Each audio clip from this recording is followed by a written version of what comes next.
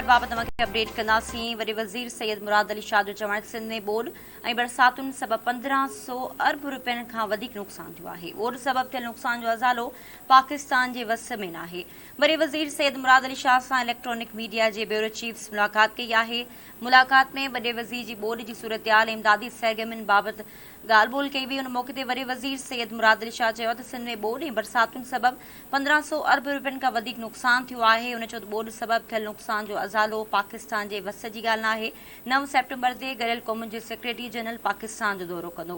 वरी वज़ीर चयो त मुंहिंजो अबाणो ॻोठ मंछर ढंढ जे बचाव बंद जी सतह वधाइण सबबि ॿुॾो।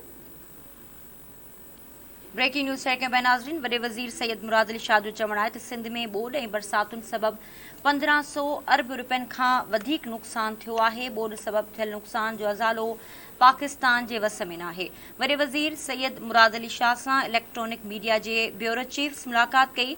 मुलाक़ात में वॾे वज़ीर ॿोॾ जी सूरतहाल ऐं इमदादी सरगर्मियुनि बाबति ॻाल्हि ॿोल कई। उन मौक़े ते वॾे वज़ीर चयो त सिंध में ॿोॾ ऐं बरसातुनि सबबि 1500 अरब रुपयनि खां वधीक नुक़सानु थियो आहे। हुन चयो त ॿोॾ सबबि थियल नुक़सान जो अज़ालो पाकिस्तान जे वस में न आहे।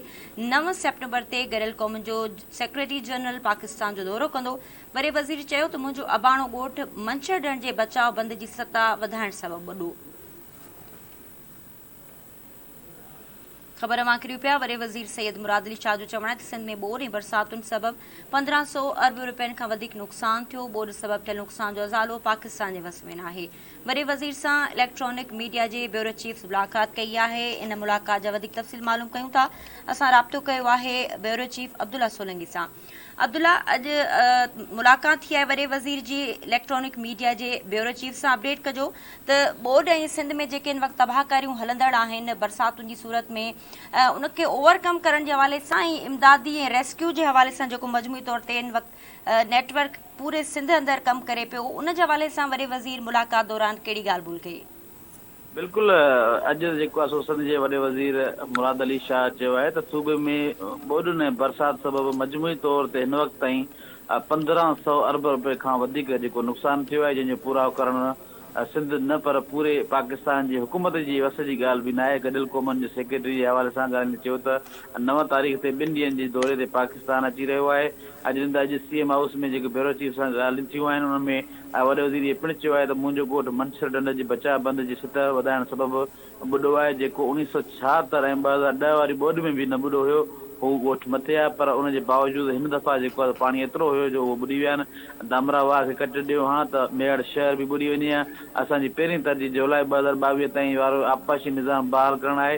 जॾहिं त वॾे वज़ीर पिणु चयो आहे त सुप्रीम कोर्ट खे गुज़ारिश कंदुसि त बैरिया टाउन जा जेके 460 अरब रुपया ॾिना विया आहिनि, उन्हनि मां 160 अरब कुदरती लंघनि खे बहाल करण में इस्तेमालु कया वञनि, उहे ॾिना वञनि। 460 अरब रुपयनि मां 60 सैकड़ो जेको आहे कराची ख़ासि तौर ते जेको मलीर में बैरिया टाउन जी ज़मीन आहे, उन्हनि जे हवाले सां उनखे मलीर खे ॾिनो वञे। बाक़ी 40 सैकड़ो जेको सूबे में ॿोॾ मुतासिरनि जी बहाली ते ख़र्चु कयो वञे।